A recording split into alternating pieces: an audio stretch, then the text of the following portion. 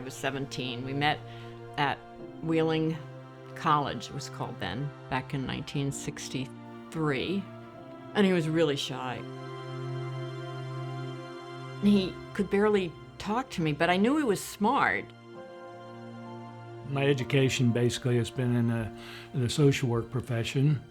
And I think that that's part of who I am as a person, to be a caregiver, someone who really is intent on trying to help others to have a quality of life. And that's who Jim is. He's patient and kind and very loving, and he cares about people. Jim and I have been married forever, it seems like, but it's not. And I think it was maybe 8 to 10 years ago, I realized there was something off. He just wasn't who he was, and he wasn't functioning. He just was forgetting things, but it wasn't forgetting things. It was like processing. And I could see subtle ways in which I wasn't really as sharp as I thought that I was, and that was depressing. And then also when I kept thinking about, well, what does that hold for the future? And I was anxious about that. We agreed to go see his primary care physician. My name is Jan, and my husband Jim has been diagnosed with Alzheimer's disease. So they looked at his brain, and then the testing that they did, they saw that he had the cognitive impairment.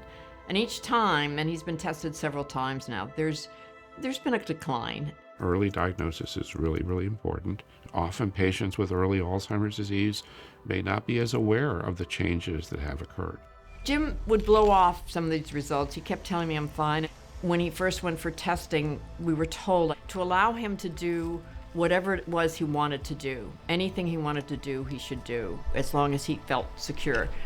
And he went to get on the highway, and he went the wrong way, going on the highway, and I thought I was going to freak out. I did freak out. Stop. I think that was a major turning point that helped me to recognize that, in fact, there was a challenge there that I had to really acknowledge and address. Alzheimer's disease is a condition where we develop plaques in our brain. It's called an amyloid plaque. When these amyloid plaques build up, we start to develop memory loss and other cognitive impairment, and eventually we develop dementia. Alzheimer's disease starts about 25 years before a person ever has their first symptom. It's in a spectrum of disease. And when a person reaches the point where they need some help to live independently, we say they have dementia due to Alzheimer's disease. So for example, they may begin to have difficulties with orientation, being aware of time or dates or appointments. They may have difficulties with driving. They may have difficulties making decisions, with problem solving.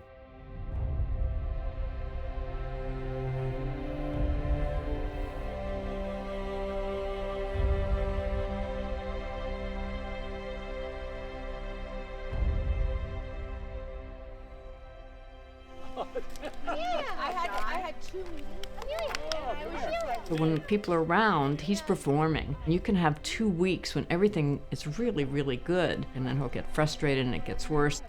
I, of course, told our friends and our children, and frequently our friends would say things to me like, "Oh, Jan, Jim seems just fine. Really? You really think there's something wrong?" And I started feeling silly, or maybe questioning myself and who I am. And I remember going back for an appointment, and I remember this young psychologist, and I started crying. I was sobbing, and I said, "People are telling me there's nothing wrong with Jim, or they don't see anything wrong with him." And he stopped, and he was so sweet, and he said, "He's been tested. He has cognitive impairment. That's why he's in this program." I don't know that I would have been prepared earlier on to accept the more profound diagnosis, if you will. I think that I had to go through that early stage in order to really appreciate the deterioration that was occurring, and then to be better able to accept the ongoing process. Without really acknowledging it, I was depressed, and I was experiencing some anxiety associated with the deterioration. One of the things we mentioned with Dr. Jim is that even from the very beginning, he recognized that he was kind of down. A lot of it was the retirement and so on. So he is on an effective dose of a antidepressant, anti-anxiety medicine, a very safe one, plus he's getting the psychotherapy, which is very important. Jim does know how to turn on the microwave, but he doesn't know all the nuances of the microwave anymore. And he doesn't know the nuances of the washing machine anymore. And he doesn't know the nuances of the remote controller anymore for the TV. We don't go out at night as much, and so there is kind of a loneliness. Right now, there are somewhere around 7 million Americans that have Alzheimer's disease. And in the next 25 to 30 years, that number is expected to double. Part of that might be due to environmental factors we don't understand, but it's also that the population is aging. So this is becoming and is going to continue to become a problem for our population. So far, science has identified somewhere around 30 different factors that are genetically related to people getting Alzheimer's disease. The most important one is called ApoE4. And if we inherit that from a parent, then it does increase our risk of getting Alzheimer's disease over the general population.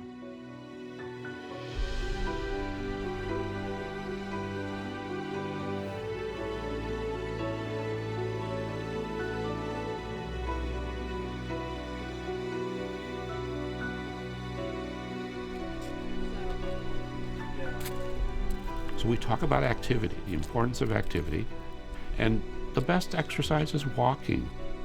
The current guidelines recommend 150 minutes a week or more. We also talk about the importance of mental activity. You need to keep the brain active. Very, very important. And one of the things that they say about the cognitive impairment is that diet is important. And I am very fortunate in that my wife is an excellent cook. Sometimes we sit at the table at the evening and watch the news or show. But I was just thinking even last night, we don't talk as much as we used to. And we've known each other since I was 17 and he was 18. And so sometimes I miss him and I want to be talking more. Another part of it was also socializing, being with other people. You know, you got to interact with other people. Hey, good to see you. The minute we moved in here, I told everybody that Jim had cognitive impairment because I was nervous about being in a new neighborhood and new people. And what's been amazing is how the neighbors have accepted him. Like one of our neighbors is a beekeeper, and Jim got very involved and interested, and Brent is so adorable. And he invites Jim down to help him with the bees. So I went down, and first thing he did was he put me into beekeeper gear. And then the second thing he did was he opened the beehive, and I'm faced with all these thousands of bees just kind of flying around. Then he showed me how you scrape the screens that they were on, and then finally how you make the honey out of the whole process. So it was really interesting. The whole thing about this is I still love Jim. And what's really marvelous about Jim is he's always telling me how wonderful I am. And if I screw up and I kind of get impatient with him, either he forgets or else he says, it's okay, you're gonna have times like this. And I really, really appreciate that. And I think if we can each keep loving each other, if we're in this relationship, and forgiving each other, whatever it is we need to forgive, and hanging in there together and just enjoying the moments that we have.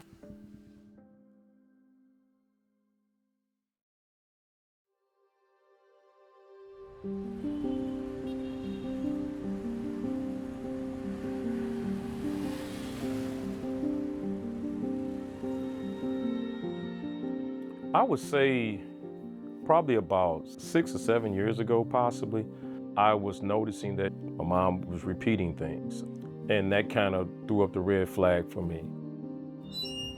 Been here pretty much in this house my whole life, moved away, came back to the neighborhood, and once I retired, I came back to be a caretaker for my mom. My mom was diagnosed at least about 6 years ago. There's times when I think the dementia kicked in, when she might think she gets a little confused, you know, I guess you could say, but it doesn't last long. It's probably about 5-10 minutes, and then she'll get out of it and get back to the regular Bessie. A whole lot of more things. My name is Phillip, and my mom has been diagnosed with Alzheimer's disease. I always kind of knew that once I retired, it was kind of my time to take care of my parents. It allowed me to see what was really going on with them on a day-to-day basis. Because your parents will tell you anything if you call in, oh, everything's fine. But once I moved back, I seen, like when I would go to the doctor with my mom, oh, everything's okay. And I was able to say, no, it's not. My message is, if you have an older or an aging loved one, could be a parent, whoever it may be, that any suspicion of memory or cognitive change in an older adult should be taken seriously. Making sure that they touch base with their primary care doctor to get some cognitive testing, and then maybe moving forward with some additional tests to identify the possibility of Alzheimer's disease can lead to them getting new treatments that can extend their independent life. So she was basically raised by her dad down south, and that's why she refers back to she was raised on a farm where she did pick cotton and learned to milk cows. So that's basically was her childhood.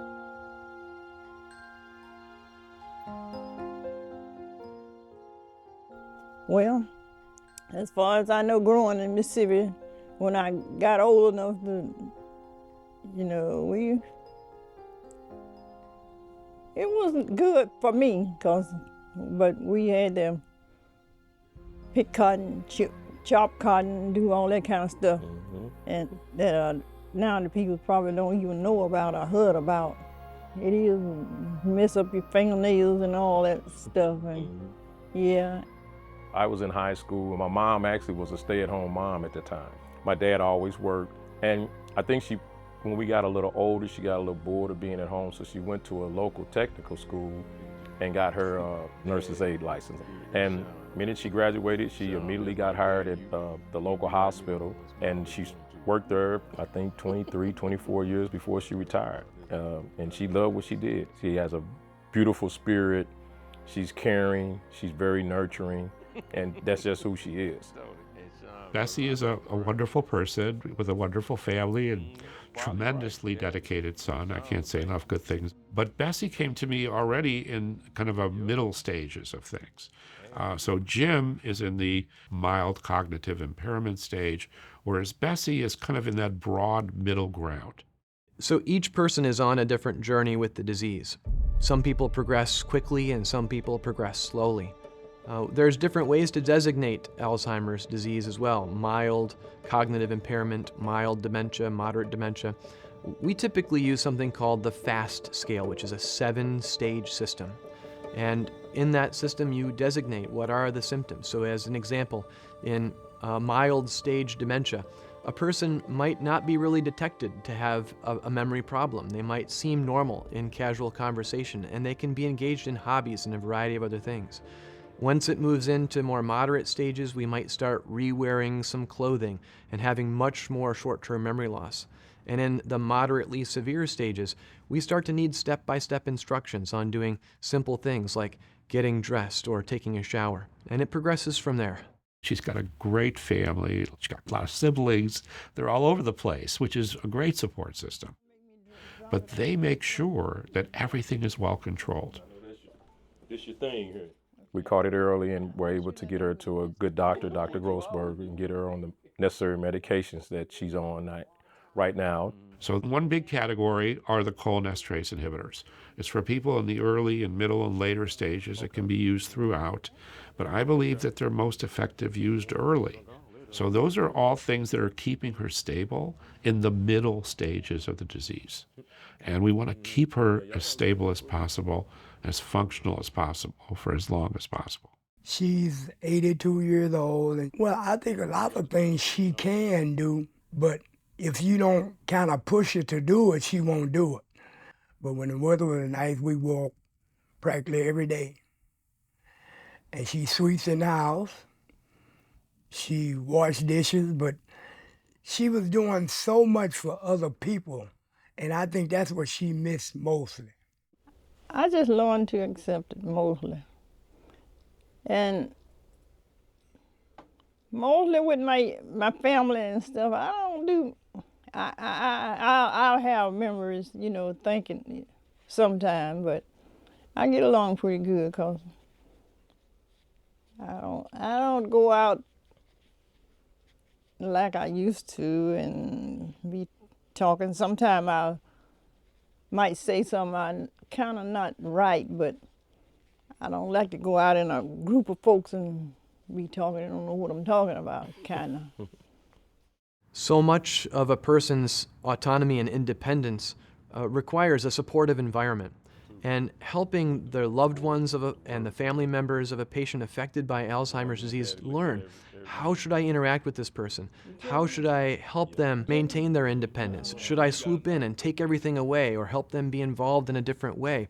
Those types of questions and answers are really important to helping that person. I've been blessed for it to stay at a level, but all studies show that sooner or later it's probably going to get worse. Just, you know, praying that it doesn't get too bad and not that it doesn't get to the point where she doesn't recognize who we are. I try to be solution-based, and you just kind of deal with it, prepare, but just deal with it once it gets here. On a scale of 1 to 10, Jan is at a 12, at least, if not higher than that. I can't imagine any woman being more supportive of any man who's going through what I'm going through right now than she is. I'm responsible for the finances. I'm responsible for people doing the work on the house. I'm responsible for doing the shopping and planning the meals. And Jim's great about gardening. He loves to garden. But I have to remind him sometimes what are the weeds and what are the plants. Not all the time, but every now and then he'll pull up something that was a wonderful plant that I loved. And I have to let go of a lot of stuff like that. So there's a lot of letting go. Break this up and we throw this stuff. I think that the biggest emotional stress that I experience is in recognizing the stress that this is creating for her. You know, I love her very dearly, very deeply. And my primary goal is to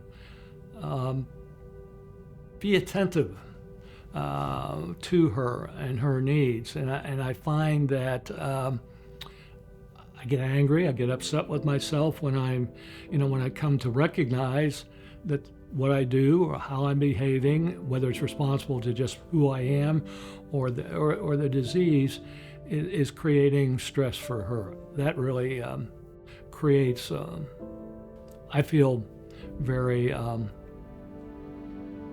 sad about that. I do miss Jim.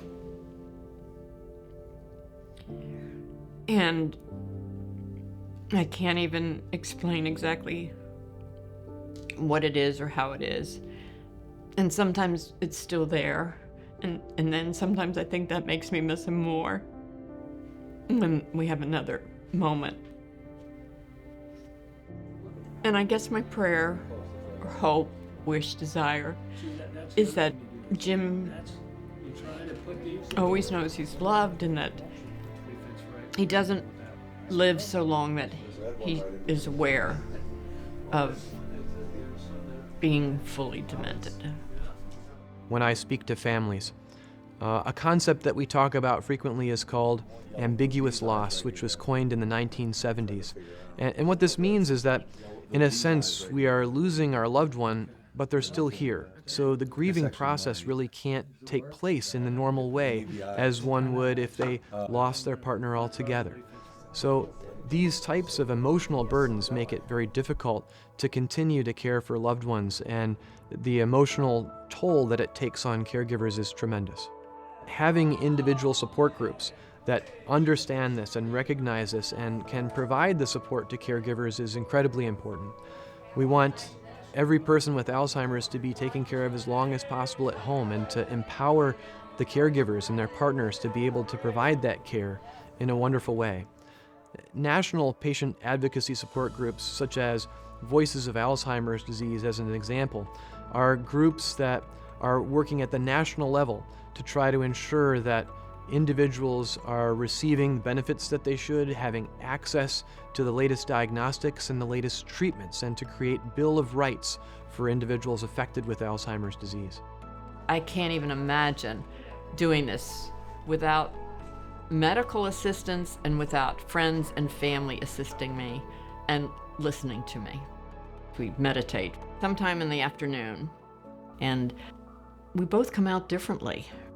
I know I'm different when I finish meditating, but I also see it in Jim, that he comes, he's relaxed, and I think it's really helped both of us to deal with what's going on. But then walking helps. I have to walk every day. It clears my head. There's a card a friend of mine sent, an artist, and it says, "If all else fails, go outside." And I do that. It's taken us almost 120 years that we've known about Alzheimer's disease to come to a drug that can actually make an impact on the underlying pathology. These drugs are meant to help slow the progression of the disease. And we think they can do that, but they're not meant to be a cure. And we're in the beginning of an era, especially for people who are diagnosed early, that we can actually intervene with disease-modifying therapies. The future looks bright. I think for me, what I'm most proud about is that when I thought that there was something going on with Jim mentally, I wasn't afraid to seek help. I think we know our spouses and we know ourselves, and if we can get the help early on, that's key. I think all of us need to recognize diminishment that we're experiencing, whether it be physical, emotional, and recognize that as an opportunity rather than as a threat. That we can always get something from really honestly addressing whatever it is that what we're experiencing at any point in time in our life. God has a purpose in whatever He allows to happen in your life. And she was a great example for a whole lot of people, and it's coming back to her now. You just have to, care about folk, care about people. I told her, it says, until death do us part. And whatever I have to do to make her life comfortable, I will do it with the help of the Lord.